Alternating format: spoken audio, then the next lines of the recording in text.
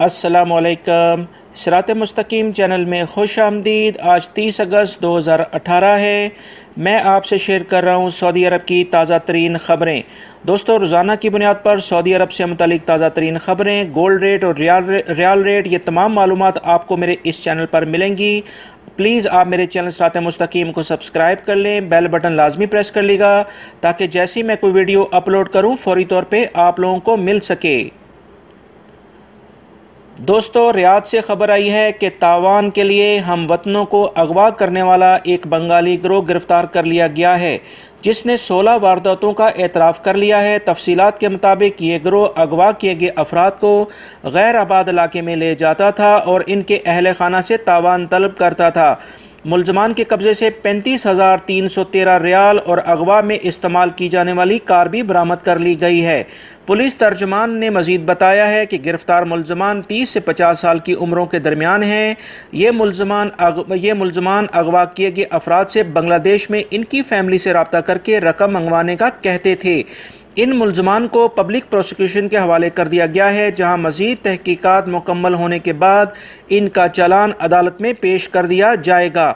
Police तर्जमान का मजीद कहना है कि ममलिकत में अमन व अमान बरकरार रखना सिक्योरिटी इदारों की अव्वलीन तरजीह है, ताकि मुकामी और गैर मुल्की अफराद अमन व अमान में बेहतर तौर पर पुरसकून ज़िंदगी गुजार सकें। लिहाजा सिक्योरिटी इदारे किसी भी कीमत पर ऐसे अफराद को बर्दाश्त नहीं करेंगे जो ममलिकत का अमन व अमान ख़राब करेंगे। दोस्तों, कुछ दिन पहले मैंने आपसे खबर शेयर की थी कि 7 रुकनी इंडियन और बंगाली अफराद पर मुश्तमिल गिरोह ने 50 से ज़्यादा डकैती की वारदातें की हैं, और ये वारदातें ऐसे मकामात पर करते थे जहाँ पर कंस्ट्रक्शन यानी तामीराती काम होता था या मुख्तलिफ वेयर हाउस होते थे। इसी तरह से एक और पाकिस्तानी 3 रुकनी गिरोह भी गिरफ्तार किया गया था, जो कि रियाद की सिक्योरिटी इदारों ने गिरफ्तार किया था। ये गिरोह ATM की मशीनों को तोड़कर रकम निकालता था। इसी तरह कुछ ही दिनों में रियाद में यह तीसरा वाक़या गैर मुल्की अफराद पर मुश्तमिल गिरोह के सिलसिले में पेश आया है। दोस्तों, हम सब अपने मुल्कों के यहाँ पर नुमाइंदे हैं और इस किस्म की क्रिमिनल कार्रवाइयों के बाद अपने मुल्कों का नाम बदनाम करने का बायस बनते हैं। वज़ारत अमल ने एक बार फिर एलामिया जारी किया है कि ठीक 12 दिन बाद यानी 1 मुहर्रम 1440 से 4 शोबों में सऊदीज़ेशन पर काम शुरू कर दिया जाएगा और इसका पहला मरहला कहलाएगा। इसके बाद मज़ीद 2 मराहिल में मज़ीद 8 शोबे भी सऊदीज़ेशन में आ जाएंगे।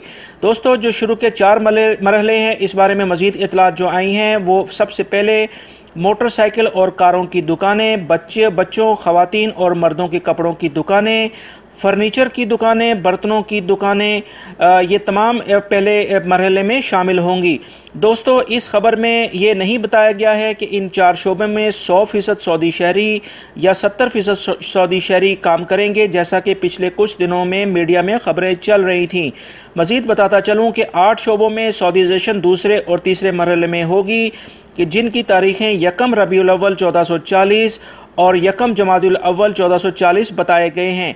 आप इस वीडियो में इन 8 शोबों की तफसील देख सकते हैं। जज़ान के इलाके से खबर आई है कि सिक्योरिटी फोर्सेस ने 2 गैर मुल्की अरब अफराद को गिरफ्तार किया है, जिन्होंने ATM में 2 लाख रियाल निकाले थे। सिक्योरिटी फोर्स के तर्जुमान का मजीद कहना है कि इन दोनों अफराद ने 145 ATM कार्ड, जो कि मुख्तलिफ अफराद के उन्होंने किसी जाली तरीके से बनाए हुए थे। गश्ती सिक्योरिटी फोर्स के एहलकारों को बैंक के पास खड़ी हुई एक गाड़ी पर शक हुआ। उन्होंने करीब से देखा तो 2 गैर मुल्की शहरी ATM से बार बार रकम निकाल रहे थे। इन्हें गिरफ्तार करके इनके कब्जे से 2,25,000 रियाल और बरामद कर लिए गए हैं और 145 ATM कार्ड, जो कि मुख्तलिफ अफराद के जाली तरीके से बनाए गए थे, कब्जे में लेकर मजीद कार्रवाई शुरू कर दी गई है। दोस्तों, सऊदी अरबियन मॉनिटरिंग अथॉरिटी, जिसे समा कहा जाता है, कि एक एलामिया जारी किया है कि अगर कोई भी बैंक, इंश्योरेंस कंपनी या कोई भी मालियाती इदारा अगर अपने कस्टमर्स को सही डील नहीं करता है तो कस्टमर को इन इदारों के ख़िलाफ़ शिकायत कैसे करनी है। समा के तर्जुमान ने वाज़िया किया है कि कोई भी कस्टमर इन इदारों के ख़िलाफ़ कई ज़राए से इस्तेमाल करते हुए शिकायत दर्ज करा सकता है कि जिस कस्टमर को एक कंप्लेन नंबर दिया जाएगा, जिसको वो मज़ीद अगर ज़रूरत पड़े तो रेफरेंस बनाकर शिकायत दर्ज करवा सकता है। समा के इदारे के तर्जुमान ने मज़ीद कहा है कि 0800-125-6666 ये एक टोल फ्री नंबर है। इस पर की गई कॉल फ्री होती है। कोई भी कस्टमर किसी भी बैंक, इंश्योरेंस कंपनी या किसी भी मालियाती इदारे के ख़िलाफ़ शिकायत दर्ज करा सकता है। इस टोल फ्री नंबर पर सुबह 8 बजे से शाम 4 बजे तक कॉल की जाती है। इसके समा की वेबसाइट पर भी इस इदारे के ख़िलाफ़ शिकायत दर्ज कराई जा सकती है और जिस पर समा मुकम्मल एक्शन लेता है। समा के तर्जुमान ने मज़ीद कहा है कि तीसरा चैनल जिसके ज़रिए शिकायत दर्ज करा सकती है वो समा के हेड ऑफिस आकर कस्टमर सर्विस सेंटर में शिकायत दर्ज कराएं। समा इस बारे में ऐसे तमाम इदारे जो कि कस्टमर्स को सही डील नहीं करते हैं, जैसे बैंक्स, इंश्योरेंस कंपनियां या कोई भी मालियाती इदारा, समा इनके खिलाफ सख्त एक्शन लेगा।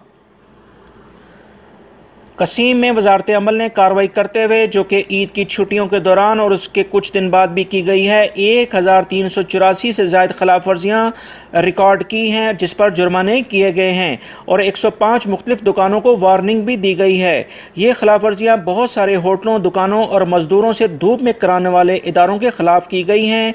याद रहे कि वजारत अमल ने 15 जून से 15 सितंबर तक धूप में 12 बजे से शाम 3 बजे तक काम करने से मना किया है ताकि इंसानी सेहत को धूप से नुकसान ना हो। लिहाजा जो भी कंपनी अपने मुलाजमीन की सेहत का ख्याल नहीं करती है और धूप में काम कराती है वो यकीनन सज़ा की ही मुस्तहिक है, जिस पर वजारत अमल के इस एक्शन को हम खराजे तहसीन पेश करते हैं। दौरा के इलाके में कस्टम हुकाम ने एक बड़ी कार्रवाई की है, जिसमें गाड़ी के फ्यूल टैंक से बड़ी मिकदार में मनशियात को बरामद कर लिया है, जो कि बड़ी महारत के साथ पेट्रोल की टैंकी में छुपाई गई थी। मनशियात में 7,25,000 नशावर गोलियां और 29 शराब की बोतलें शामिल हैं।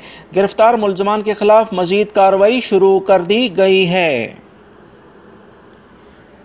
अबा ताइफ रोड पर एक शहरी की शिकायत पर एक होटल को बल्दिया के इदारे ने गैर मियारी और सेहत के लिए इंतहाई ख़राब खाना देने पर सील कर दिया है। इस होटल में खाने का मेयार बहुत ज़्यादा ख़राब था और सफाई का बहुत फुकदान था, जिस पर फौरी कार्रवाई की गई है।